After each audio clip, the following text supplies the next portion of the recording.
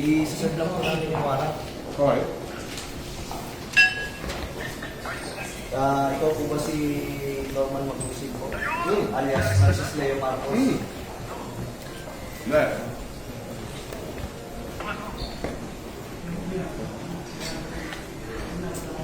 Okay.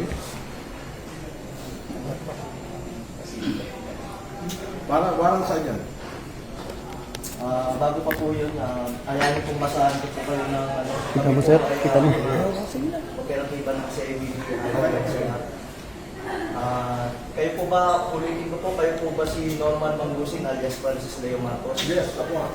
Kayo ay aming inaaresto sa bisa ng warrant of arrest na issue ng RTC Branch 294 Paranaque City for violation of unjust vexation under Article 287 of Revised Penal Code as amended in relation to Section 6 of RA 10175. Kayo ay may karapatang manahimik, sir.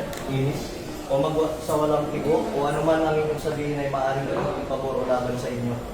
Sa anumang hukuman, kayo rin ay may karapatan kumuha ng sarili nyong abogado at kumuha ng kung wala po kayong sariling abogado, kayo po ay pagkakalooban ng libre ng gobyerno. Kayo rin po, andito ako sa inyo po ay may personal, karapatan kumuha ng sarili nyong doktor na magsusuri ng inyo. Sir, pwede paano po yan at maano nyo yung karapatan po? Sige. Kayo rin po ay may karapatan po magpasuri sa sino mang doktor at kung wala po kayong kakayahan ay pagkakalooban po kayo ng libre din po ng gobyerno ng doktor na susuri po sa inyo. Okay. Ito po, naiintindihan niyo po ba ang inyong mga karapatan? Naiintindihan ko.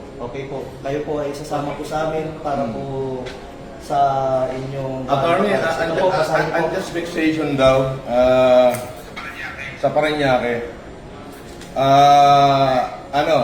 Hindi ko alam kung sino complainant nito.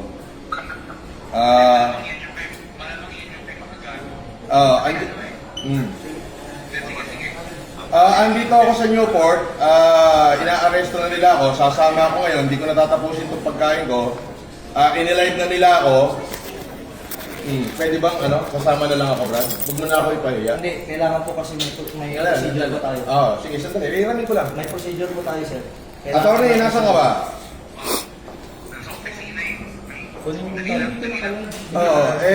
Kailangan bilan nyo na ako rito.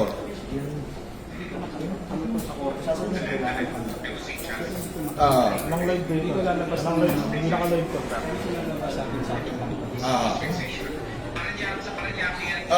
Sandali lang, kausapin ko lang abogado ko.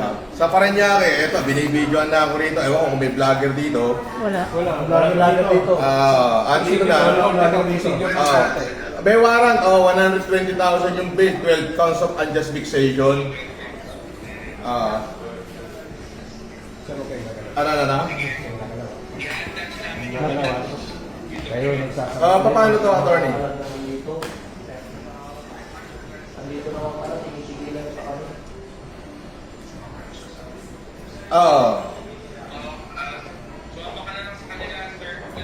Tapos? Pwede po kayong kasuhan ng construction justice Sige, please. Sasabihin nyo, hindi nyo pa alam. Ginagawalan nyo kami mag-video, pero pwede pa lang mag-vlog. Pwede ba yun? Bawal ka sa... Sir, sino daw pwede contact person dito? Sa pag-bibis naman, sir. Sir, sa CIDG-NCR na lang, sir. Sa Camp Crame. Nakasad yun. Bawat CIDG-NCR kailangan. So, doon ako dadalhin sa CIDG-NCR. Yes, sir. Ng Krame. Yun nga po. So, dadalhin daw ako sa CIDG-NCR Camp Krame. Ay, hindi ba ganun yung process? Pag may warrant at meron doon ang reliable knowledge. Doon daw ang office ng CIDG-NCR sa Camp Krame. Pwede namin pasukin. Wala makakapigil sa amin. Sir, yung warrant, sir, is all over the Philippines, sir. Nationwide daw yung warrant. Maayos mo yung coordination namin dito. Kaya nga Yun nga po, maayos Hindi naman search warrant yun. pag may ganito operation at kailangan talaga i-video, we need to inform mo na si Taco. Kayo namin.